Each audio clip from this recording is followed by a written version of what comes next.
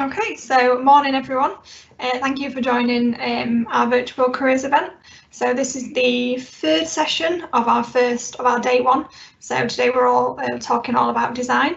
So today we've got Alice, who is a design lead, who's going to talk you through kind of her career journey and her role, and then answer any questions that you might have. So I will hand over to Alice for you. Okay, brilliant. Let me just share my slides.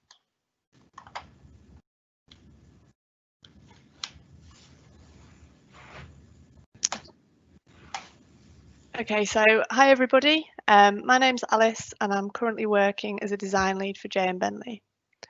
During this presentation, I'll give you a bit of background to my journey whilst working at J&B.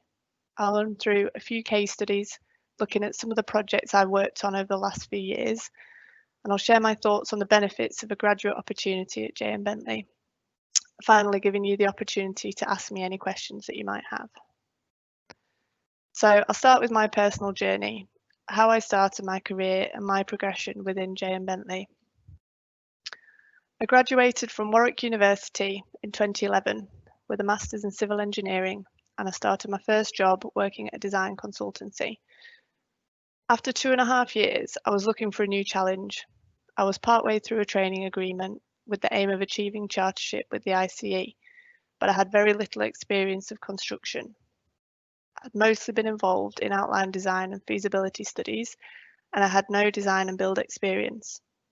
So in order to expand my knowledge and experience, I made the move to J.M. Bentley in 2014, applying for a role as a project leader. Since then, I've had the opportunity to work on lots of different frameworks within a design and build environment on a variety of different schemes. So my first role at J&B was working on the United Utilities SEMD framework. So the focus of that was to protect critical water and wastewater sites from security threats. This included installation of new CCTV systems, security fences, protection of all access points through secure doors and window covers, and protecting all points of weakness on a site. Coming from a water design consultancy background, this was completely new to me, but the multidisciplinary nature, working close with the main subcontractor, security firms, and site teams was a great introduction to the design and build environment and taught me a lot. After a few months, I moved on to Yorkshire Water schemes based in Leeds, and I worked on the detailed design of both clean and wastewater sites. The workload was extremely varied, from the upgrade of a sewage treatment plant in Doncaster to increased treatment capacity to flood protection of Yorkshire Water's largest raw water pumping station. These roles on both United Utilities and Yorkshire Water projects were as part of the Mott MacDonald Bentley Design and Build joint venture, which was established in 1999. Having previously only worked within a consultancy, I really enjoyed the collaborative environment between all members of the team within MMB, from design, contract management, and site teams, as well as client partners, subcontractors, and other contract partners. After a couple of years, I was given the opportunity to move away from MMB and work within the JBA Bentley joint venture. This was established in 2013 between J.M. Bentley and Jeremy Benn Associates to supply the Environment Agency's water and environment management framework. I moved over to JBA Bentley in 2015, and this is the joint venture I'm still currently working within. I've since worked on a number of flood alleviation schemes for the Environment Agency, and also some mine water treatment and pollution prevention schemes for the Coal Authority. As I previously mentioned, when I made the move to J&B, I had the target of chartership with the ICE, and I was able to transfer my existing training agreement over to J.M. Bentley. I was assigned a delegated engineer and supervising civil engineer to help me with my progression to chartership, which I successfully achieved in 2017. The past 6 years working at J.M. Bentley have given me wide-ranging experience, and I've been exposed to a number of valuable opportunities which have really aided my development. I've worked across multiple different teams. I spent some time in the bidding department helping with a framework tender. I also got to spend 18 months on site as a design coordinator and a site engineer. All of this experience has enabled me to develop as a civil engineer and progress from a graduate to my current role as a team leader and design lead, where I manage a team of engineers and the design of a number of large-scale projects. So that's a bit about me and my time at the company. Now I'm going to run through just a few of the different projects that I've worked on. So Moor Monkton Raw Water Pumping Station was one of the first Yorkshire Water projects I worked on. It's Yorkshire Water's largest river abstraction pumping station and supplies raw water for 500,000 people. The site is located on the River Ouse just north of York and was inadequately protected from a 1 in 200 year flood event. The pumping station's location adjacent to the River Ouse was essential in order to abstract the water required for distribution. However, the location also made the site extremely vulnerable. Flooding of the River Ouse would cause damage to the pumping station, preventing its operation and severely impacting upon the local water supply. The £1 million scheme was established to protect the site from a 1 in 200 year flood and enable the operations to continue during flood conditions. So the solution was to provide a 1.6 metre high sheet piled flood wall all around the site, and there were 2 demountable flood defences for access points. The installation of these is just shown in this photograph. The defences were designed to encapsulate the pumping station and enable it to remain operational at all times. One of the main challenges of the project was that there were 31 services, such as electric cables, telecommunication cables, surface water and foul water pipes crossing the flood wall boundary, supplying the pumping station, and they all needed to be retained. In order to do so, each service needed to be safely located through trial holes on site and a suitable crossing detail designed to allow the flood wall to cross these services without causing damage, whilst maintaining the waterproof defence line.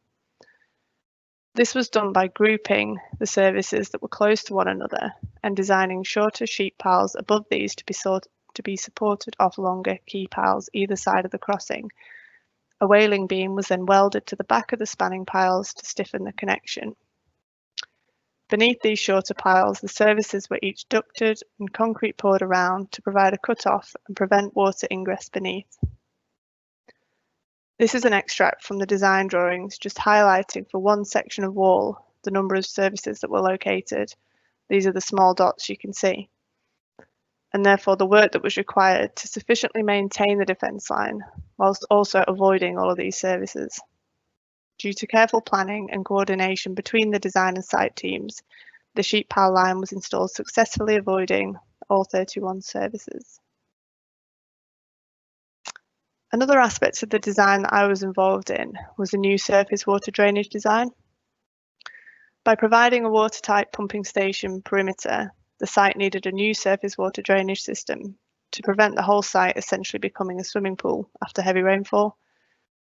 So on the right, this is a plan view of the site with the various pumping station buildings hatched in black and white. The sheet pile perimeter is shown in red and the new drainage network in light blue. The drainage design picked up all the surface water within the site to prevent ponding and was designed so that the pipes followed the existing topography of the site and pipe gradients were defined to ensure all the low spots would sufficiently drain. The network was formed of 2 separate pipe runs starting from the highest point of the site at the southeast corner and flowing both clockwise alongside the southern and western perimeter and anti-clockwise running north along the eastern perimeter. Both of these pipe runs meeting at a new manhole chamber containing a gate valve, which is shown in the photograph. During normal operation, this valve was in the open position, enabling the surface water to freely discharge through the sheet pile boundary into the local watercourse. In the event of a flood, part of the operational shutdown procedure was to ensure this valve was manually closed by the site operatives to prevent floodwater entering the site through this hole in the defences. This was simply done by using a spindle extension from ground level, removing the need for any confined space entry into the chamber itself. When this valve was closed due to flooding, a temporary pump was used to discharge surface water straight over the sheet pile flood wall. So as I mentioned earlier, I was given the opportunity to spend 18 months working on site, and I did this at the Foss Barrier pumping station in York. Some of you might be aware if you're local to the area, but following unprecedented flooding in December 2015, the asset needed vast improvement works to improve the flood resilience of the local area. These two photos are from the flooding back in 2015, when the original pumping station was overwhelmed, and the two local rivers, either side of the station, the River Ouse and River Foss, merged, flooding the city of York and the surrounding area. After significant involvement in the initial emergency flood response, JBA Bentley were engaged to deliver the £19 million scheme. So the main purpose of the pumping station is to prevent flooding from these two rivers and protect the 7,000 businesses and properties at risk. This flood map highlights the flood zones surrounding the River Ouse, the line to the left, and the River Foss, the line on the right-hand side. The pumping station is located at the point where these two rivers meet. As you can see from the impact on the map, the River Ouse has a much larger capacity and is a much larger river. This is just an illustration of how the pumping station works. So it's a complex facility with a number of assets, including a 200-metre flood defence wall, shown by the red line on the plan, the pumping station building, a generator building, the lifting barrier gate, and the Castle Mills sluice gate. All of this is managed by equipment within the main control building. The main purpose is to keep the River Ouse and Foss separate in times of flood. Because the River Ouse is much larger, in a flood event, it could quickly inundate the smaller foss, which runs through the centre of York, flooding many properties. During a flood event, the barrier itself is closed. The Castle Mills sluice upstream is adjusted to control the upstream levels in the city centre, and the pumping station begins operating, pumping water from the foss around the barrier and out into the River Ouse. So this is a photo of the original pumping station, which was constructed in 1989. This is a view looking down the River Foss towards the barrier. Here you can see the glass-topped barrier, the pumping station building, the pump inlet screen on the right, which prevents debris from entering the pump chambers and causing any damage. The £90 million scheme was required to upgrade the pumps, increasing their capacity by more than 50%, and reconstructing a new pumping station building above the existing, raising the key electrical components above the new flood height, essentially rendering the existing ground floor a sacrificial space, which could flood if necessary without affecting the operation of the asset. So these are some visualizations giving a view of what the finished pumping station would look like. I arrived on site just as the permanent works were starting, and I was there throughout the demolition of the existing pumping station building, installation of the new concrete foundations and main steel frame, flooring, internal partition walls, and cladding. My role during these 18 months was varied. I was a design coordinator, responsible for communicating with the design team to ensure that site queries were resolved quickly, and that came quite naturally, given my background in design. But I was also the site engineer, a role which I'd never done before. I was given a lot of support initially to teach me various surveying techniques, setting out and ensuring the design was correctly implemented and the desired quality achieved. I really enjoyed the challenge of the new experience, and it was great to learn something new and understand how things are constructed. This really is invaluable as a designer, and something that has really helped me since this scheme, as I'm able to ensure buildability is considered throughout my design work, making project delivery more efficient and saving the project team time and money. During this time, I learnt a whole new set of skills, built good working relationships with the project team, including the designers, construction workers, subcontractors, and the client. I thoroughly enjoyed my time on site. I felt a great sense of achievement to see the results of my hard work physically before me, something that is rarely realised in an office environment. Here are just a few photographs I took during construction. So the photos on the top row are all of the new generator platform area. The top centre photograph shows the area before piling. We had constructed concrete plinths on the edge of the existing building to support the steelwork and connect the two structures. On the left photo, the shuttering and steel fixing had just been finalised, ready for the pile cap and foundations concrete pour. On the right-hand photo, the main steelwork was in position and concrete walls constructed to house the generator's fuel tank. The central photo shows one of my proudest moments on site. The staircase shown was replacing an existing staircase which had been removed during demolition. As you'll see, the stairs are precast units arriving as two separate flights. The setting out for the connection points, landing location, and angle of the flights needed to be exact in order for the stairs to fit. Prior to the stairs' arrival, I've been working closely with the bricklayer to ensure the blockwork was constructed to suit the stairs perfectly. There was no room for error, as the stairs could not be altered in any way, and the crane was on site that day, especially for that lift, so it needed to go smoothly. Thankfully, they sat perfectly on the blockwork walls as planned. After my time on site, I returned to the office in a design capacity. One of the schemes I'm currently working on is an £8 million flood alleviation project for the Environment Agency at South Ferriby, which is on the south bank of the Humber estuary. In 2013, there was a tidal surge on the Humber and 112 homes were flooded in the South Ferriby area, as you can see on this image. The flood defence scheme covers a large area. These are some extracts from the 3D model we've produced for the design. There are 3 earth embankments on the Humber frontage. The east embankment ties into high ground near the centre of the village and carries on until it meets the east drain. The west embankment starts and extends about 500 metres west, and the Cemex embankment runs north to south, protecting the Cemex factory that you can see in the model. These embankments are all connected by hard flood defences, such as reinforced concrete walls around properties, or clad with red brick to replace their existing garden walls.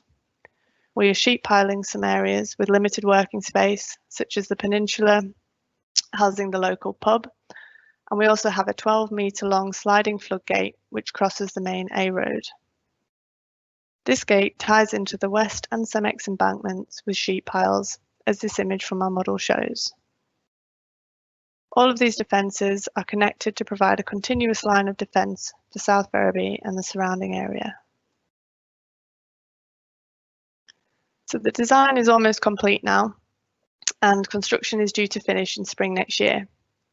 Here are some recent photographs of the site, showing 2 views of the finished embankments, which now just require grass seeding. At the far right-hand side, there is a steel-driven piling taking place for the floodgate foundation.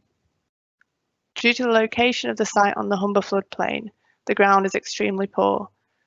Because the floodgate is so long, there can be no discrepancy in level of the running rail for the gate and no allowance for differential settlement. Therefore, the foundation needs to be piled to remove the risk of any movement. The other 2 images show the progress on the gate foundation and the sheet pile transition sections, which will tie the gate into the adjacent embankments as previously shown on the image from the model. So that's a bit of detail as to the work I've been involved in over the last few years, which I hope has been a good insight as to the sort of work you could be involved in should you choose to pursue a career with J & Bentley. So why choose a graduate role and career at J & Bentley? A graduate role will give you a wide-ranging experience, which is key for becoming a well-rounded engineer. The workload is extremely varied as we work across a number of different sectors and there are many opportunities for development. The type of work we do also has a real impact on people's lives, one of the true benefits of a career in engineering. Through the schemes I've worked on, I've been able to ensure people have safe and clean water supply and have also helped to protect many people's homes and livelihoods from flooding. If you have the goal of chartership, then the development scheme is a great aid in helping you to achieve that, focusing on areas of improvement and helping to tailor your workload through movement around the business, even across different departments, to give you a full appreciation of all aspects of the company. hard work is genuinely rewarded. I've been afforded the opportunities I have in my relatively short career due to my hard work and can-do attitude. Overall, I think J&B is a great place to work. There's a great atmosphere across the teams, even when we're having to work remotely, and everyone likes to have a bit of fun alongside the hard work. So what would my advice be for anyone thinking about a career in civil engineering design? I think the best advice I could give all of you is to ask questions. It's something I wish I'd done more at the start of my career, but find myself doing regularly now. There is never a stupid question.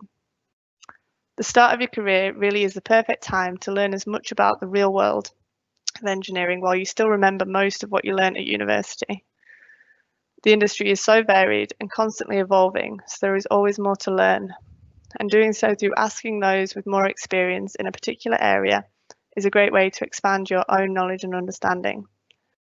Especially at J.M. Bentley, within each team there is a wealth of great experience and everyone is willing to share their knowledge. I would also say to always accept new opportunities and approach change with an open mind. Although change can seem daunting, at the start of your career you really don't want to get too comfortable. Challenge yourself to expand your knowledge and areas of expertise so you can choose to focus on what your strengths really are and what interests you most later on in your career. Change should be seen as a good thing and gives a much more rounded experience, helping your development. My final piece of advice would be to approach your first job with a positive mindset.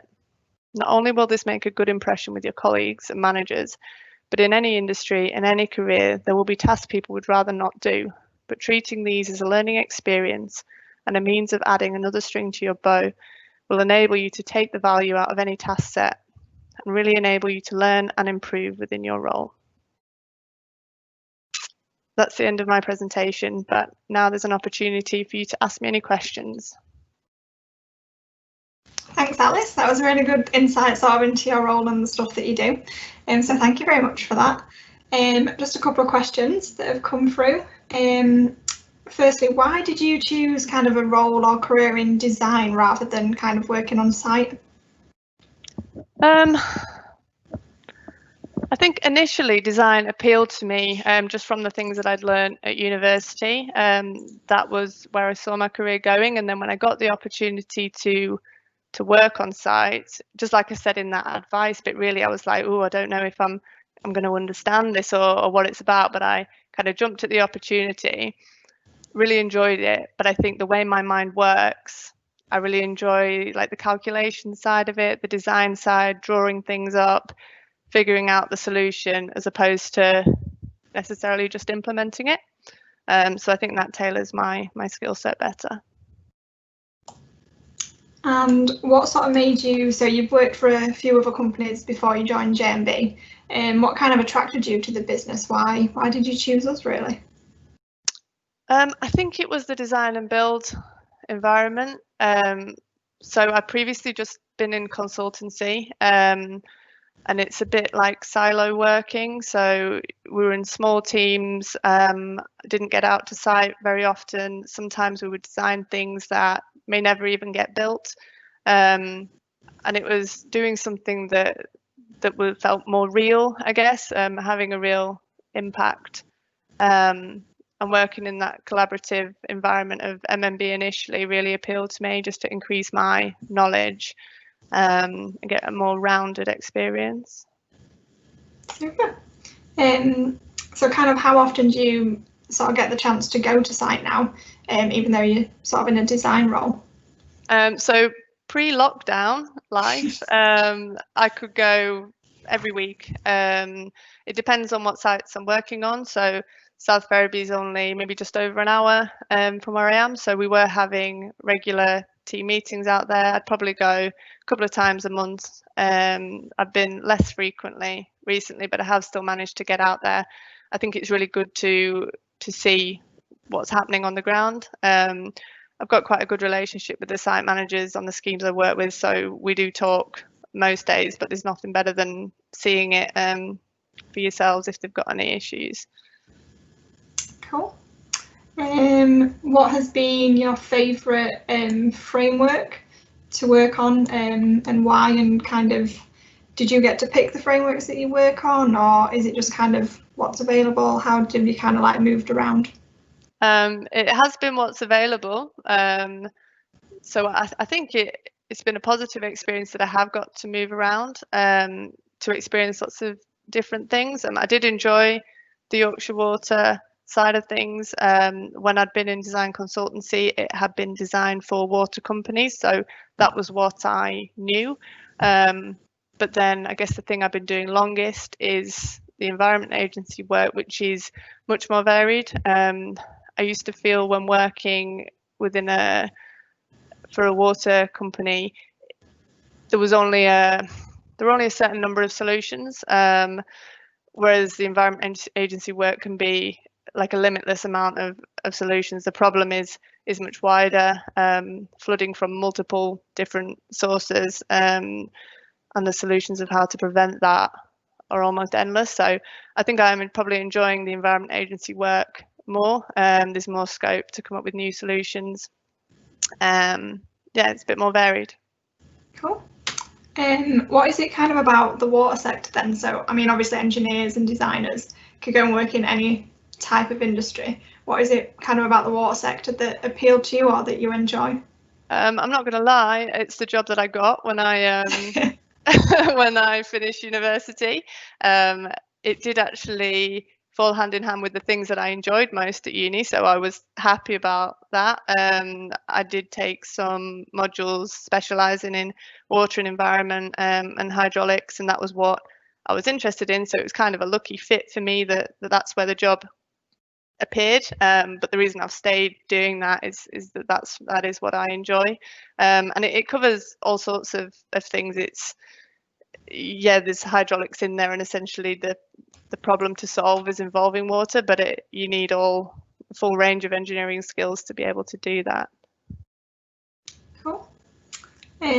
So you seem to have had a successful career, which you have, which is great. What would you say has contributed the most to this? I think just being positive. Like I said in that advice section, I will generally just say yes to someone wants me to do something.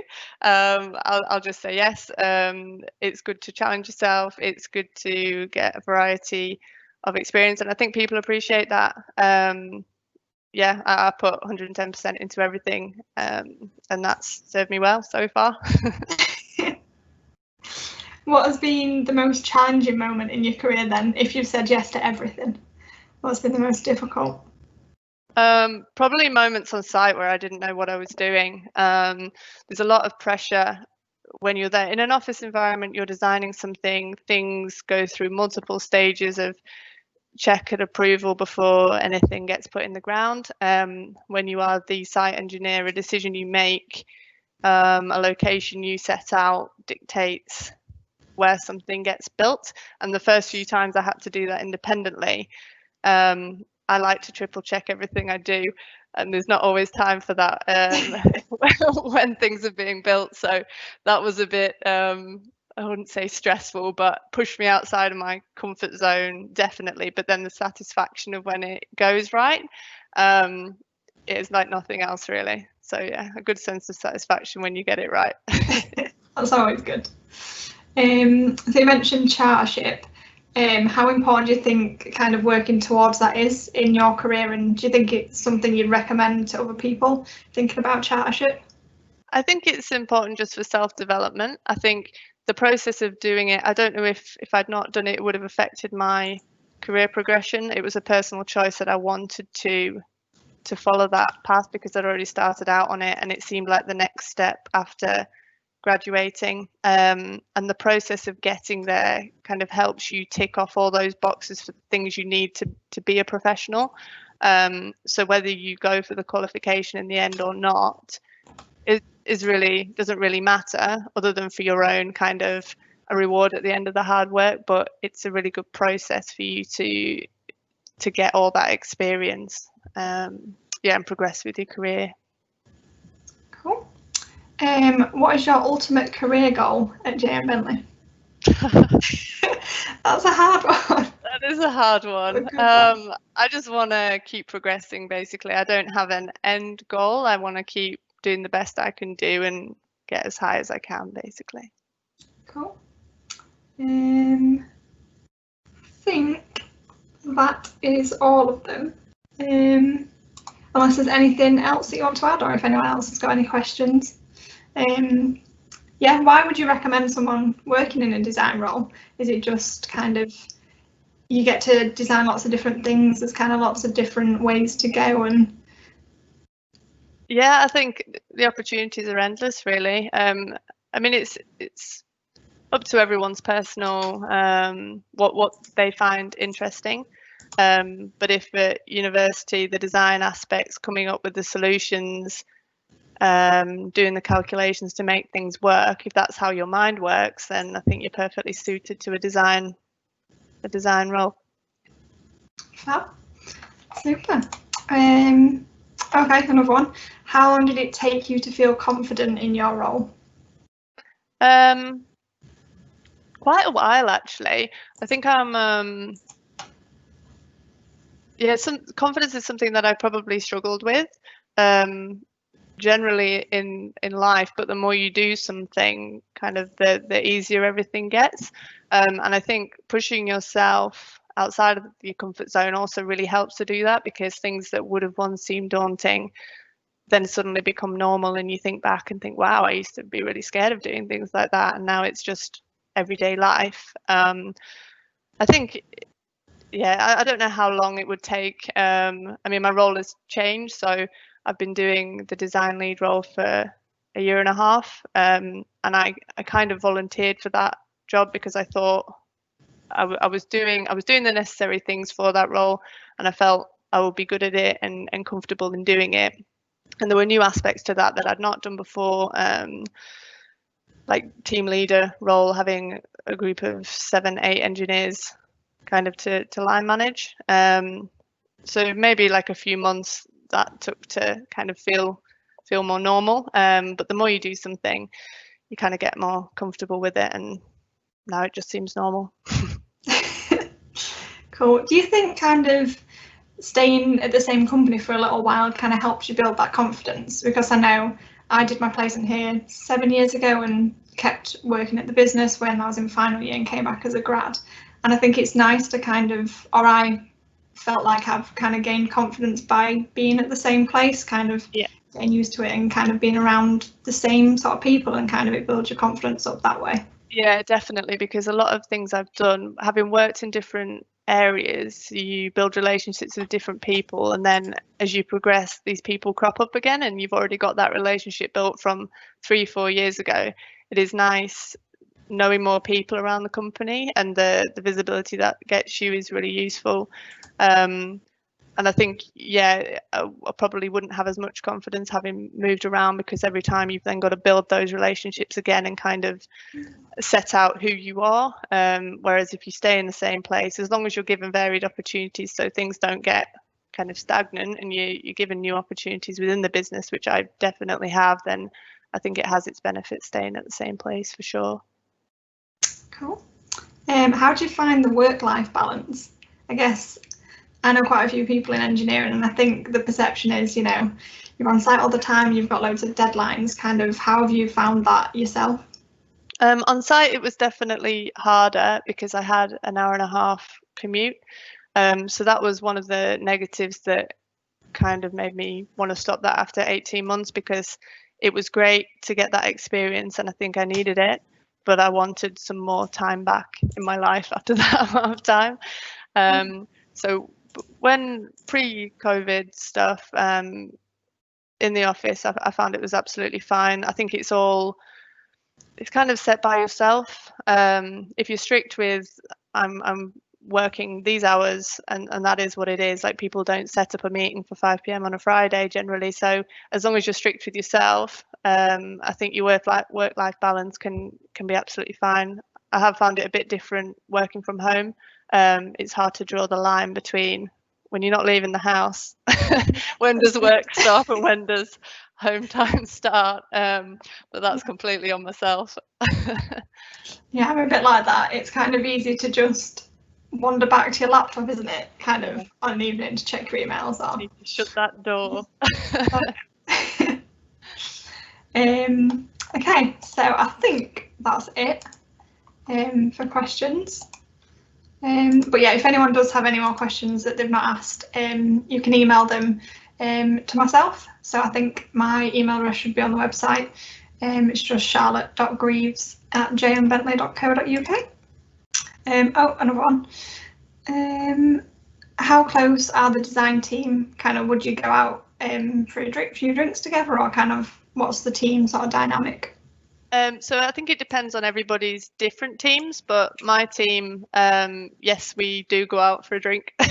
And so we're based in Leeds, and we've just got a new office, which is in the city centre. So the office move happened during lockdown, but when things eased off a bit in summer, we'd had quite a lot of new starters.